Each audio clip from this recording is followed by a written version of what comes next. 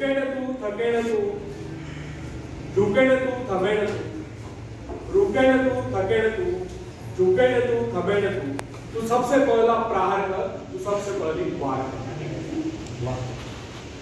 जीवन की भूल भुलैया में तू सही रास्ते का इंतजार कर।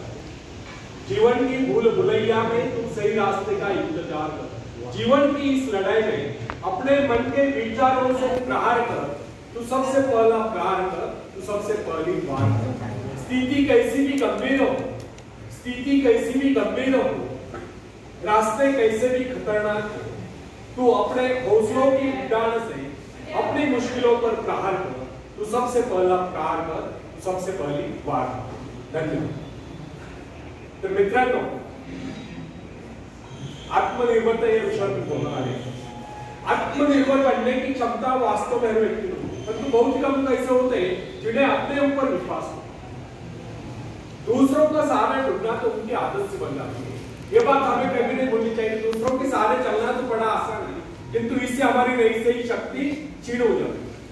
मस्तिष्क और योग्यता, इनका जितना उपयोग किया जाएगा ये उतने बढ़ेंगे, इनका उतना ही विकास होगा। ये एक विडंबना है कि अपने आप कुछ करने की बात तो जैसे ही लोगों के मन में आती है।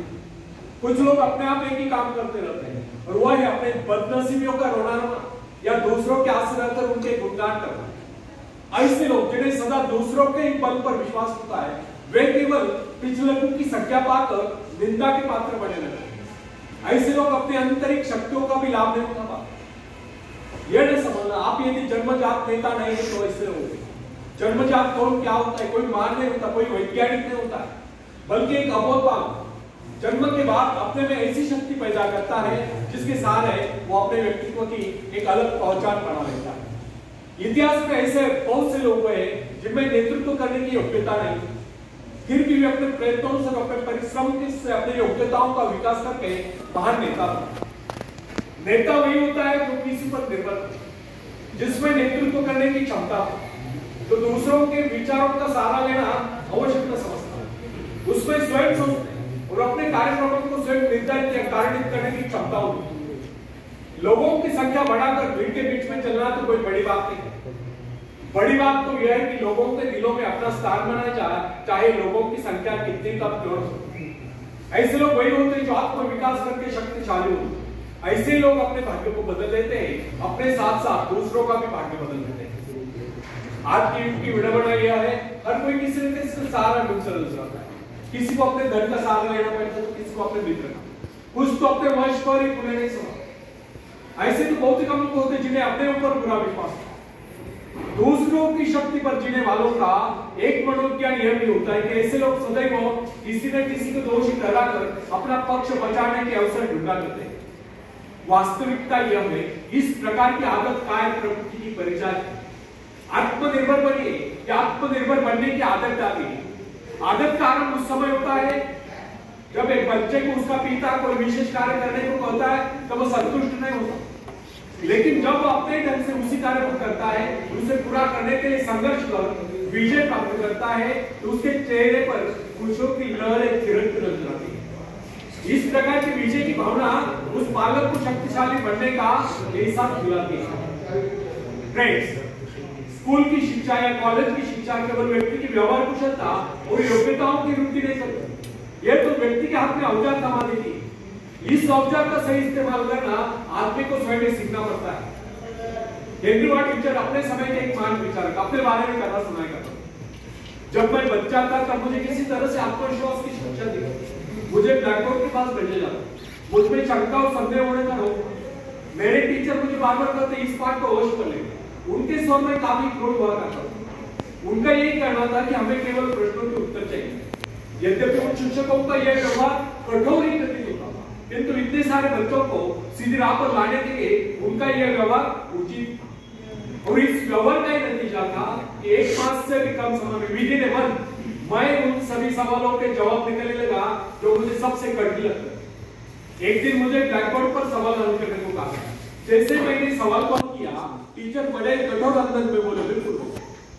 अब मेरे बच्चे को उन्होंने किसी दूसरे छात्र को बुलाकर उसी सवाल को हल करने को कहा। उसने उसी तरीके से सवाल को किया जिस तरीके से मैंने किया था।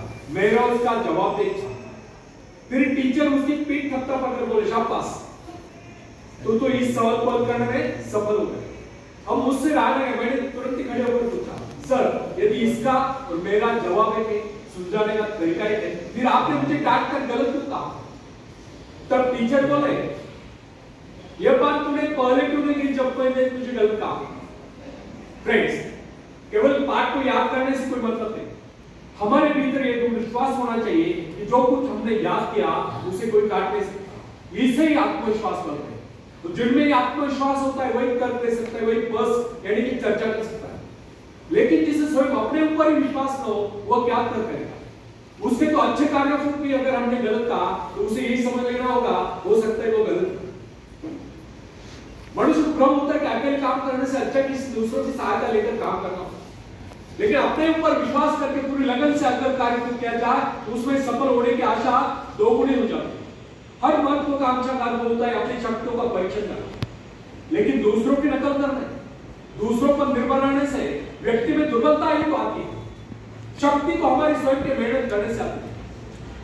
अखाड़े के पास बैठकर हम अपने शरीर को शक्तिशाली नहीं बना सकते, या दूरदर्शन पर एक्सरसाइज प्रोग्राम देखकर हम अपने शरीर को तंदुरुस्त नहीं बना सकते। इसके लिए हमें स्वयं व्यायाम करना होगा, स्वयं एक्सरसाइज करना। फ्रेंड्स, यदि आप जीवन में सफलता चाहते हैं तो इसके लिए आपको स्वयं प्रयास करना होगा, स्वयं उस रास्ते पर चलना होगा जो आपको उन्नति को ले जाता है। और रास्ता है आत्मविश्वास का। अपनी शक्ति को पहचान कर आप सफलता प्राप्त कर सकते हैं, या अपनी योग्यता को पहचान कर आप सफलता प्राप्त कर सकते हैं। मगर यदि आप यह सोचते हो कि संसार में कोई दूसरा व्यक्ति काम करे और सफलता हमें प्राप्त हो, तो ऐसे कैसे हो सकता? जो लोग बच्चों को इस प्रकार जीवन क्षेत्र में उतरना चाहते हैं कि वे बिना किसी संघर्ष के, बिना कोई कष्ट उठाए आगे बढ़े, तो वे उनकी राह में कांटे बिछाते हैं। संतान को ऐसा बनाना है कि वो किसी भी प्रकार के संघर्ष का सामना करने में अयोग्य हो, तो इसका सीधा अर्थ यह हुआ कि वे लोग अपनी संतान का भविष्य शुरू से बिगाड़ रहे हैं। संतान को सुख और यश के झूले में झुलाने वाले माँ बाप संतान के सबसे बड़े दुश्मन होते हैं। दूसरों की तो छोड़ो, वे उसे स्वयं को पहुंचाने की जौहमत या स्वयं को पहुंचाने के कष्ट भी उठाने नहीं देते। बच्चों को भी समझना चाहिए, स्वर्ग जाने की इच्छुक को स्वयं ही मरना पड़ता है। स्वर्ग वही जाएगा जो मरेगा, दूसरा कोई नहीं जा सकता। इसी प्रकार जीवन का सच्चा आनंद वही पाएगा जो अपनी आत्मा की शक्ति को पहुंचाए। फ्रेंड्स, यदि आप किसी कार्य में कामयाबी चाहते हो तो उसके पीछे अपनी पूरी शक्ति लगा लेना। नवयुवकों का या नवयुवतियों का स्वभाव होता है सहना, सीखना, अनुसरण करना। लेकिन अगर उनके अभिभावकों द्वारा या माँ बाप के द्वारा बचपन से ही सारे इशारा देकर उन्हें जीवन संघर्ष के लिए हतोत्साहित किया गया हो, निराश किया गया हो, तो इसका परिणाम ये निकलता है कि वे अकेले चलना भूल जाते हैं। उनकी हालत पैसा के ऊपर चलने वाली हो जाती है, फिर तमाम उम्र में बिना किसी सहारे के चले नहीं पाते। इसलिए फ्रेंड्स, यदि जीवन में कुछ करना चाहते हो, कुछ बनना चाहते हो, तो अपनी सहायता स्वयं करें। किसी की सिफारिश या प्रभाव से आगे बढ़ने के प्रयत्न आपके भविष्य को नष्ट कर रहे हैं।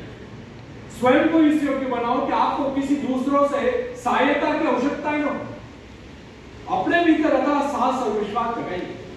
आनंद तो उसी उन्नति में आता है जो स्वयं के द्वारा प्राप्त होता है। दूसरों के भरोसे, उनकी सहायता से आगे बढ़कर अपने को अपंग बनाने का क्या उपाय हो सकता है? इससे तो मनुष्य की अपनी सारी शक्तियां बंद होती है, अपनी बुद्धि कुंद हो जाती है। जो दूसरों की सहायता का मोहताज बना रहता है, जो अपना हाथ तक नहीं ला सकता, वो क्या कर सकता है? वो जीवन पर दूसरों का मोहताज बना रहेगा। ना उनमें आत्मविश्वास आता है, ना वे स्वयं के भरोसे आगे बढ़ पाते हैं। उनका तो भविष्य ही अंधकार में। फ्रेंड्स, एक केस सुना था, काजुआ में काजुआ बहुत शौचालय सुना इंडियन काम काजुआ काम नहीं जुगनू एक शेर आएगा, बिना मेहनत के तख्त और ताज नहीं होते, बिना मेहनत के तख्त और ताज नहीं। ढूंढ लेते हैं जुगनू अंधेरे में भी मंदिर, ढूंढ लेते हैं जुगनू अंधेरे में भी मंदिर, क्योंकि वे किसी बाहरी रोशनी के मोहताज नहीं होते, वे स्वयं प्रकाशित होते हैं।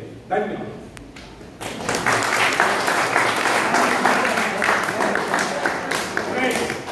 एक व्यक्ति है जिसके शरीर में स्वच्छ रक्त संचार हो रहा है, जिसके चौड़े कंधे हैं, सुंदर मजबूत हाथ है, जिसका वजन भी अच्छा है, जो सभी अंगों से तथा शरीर से चुस्त मस्त है।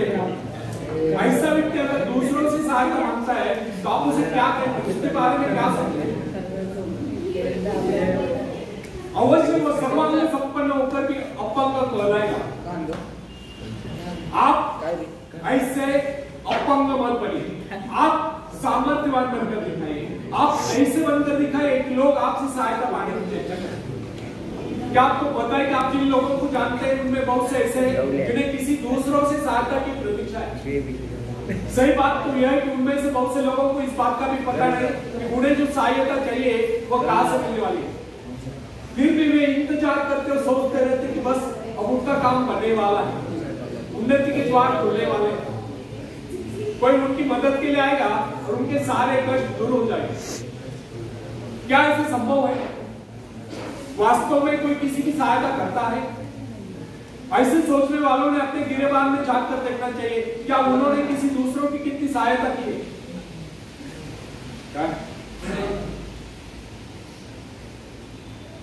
मला वाटतं मध्ये पण कुजबूज चालू आहे, तुमच्याकडे मी आलोय त्यासाठी थोडं शांतपणे समजून घ्या, पुन्हा मिळणार नाही ऐकायला तुमचं।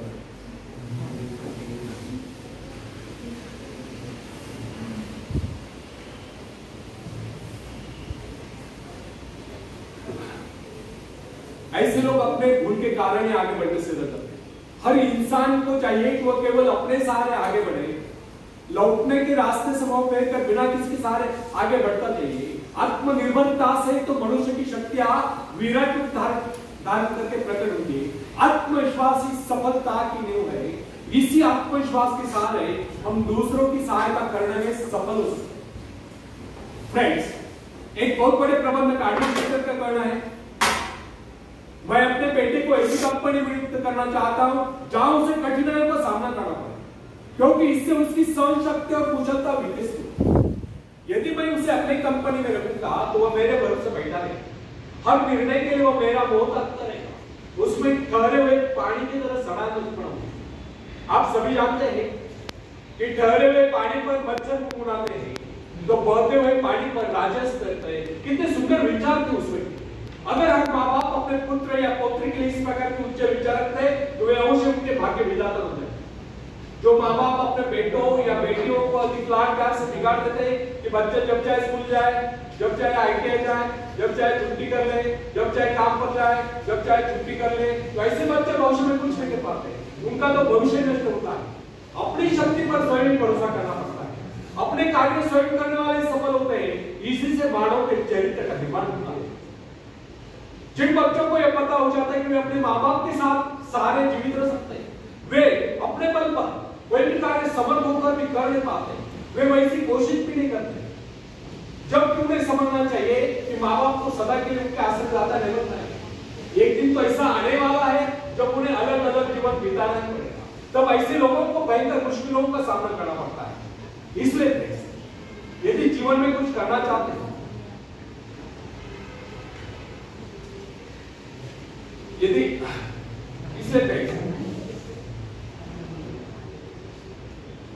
यदि आप जीवन में कुछ करना चाहते हो, आगे बढ़ना चाहते हैं, तो अपने सहायता स्वयं करें।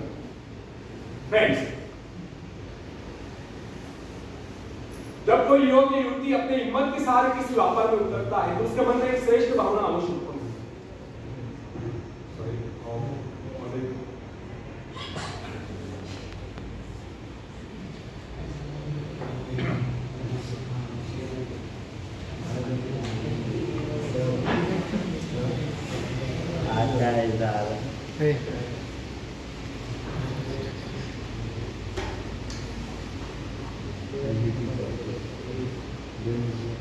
फ्रेंड्स,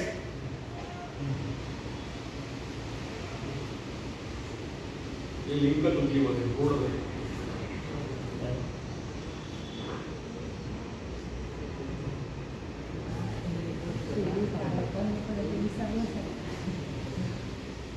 इसलिए यदि आरंभ से अपने कार्य स्वयं करने की आदत डाली जाए तो ये आदत आपके भविष्य के लिए बहुत ही लाभकारी सिद्ध होगी। जब चाहे शक्ति के सहारे आप जमीन पर पांव टिकाकर आगे बढ़ सकते हैं।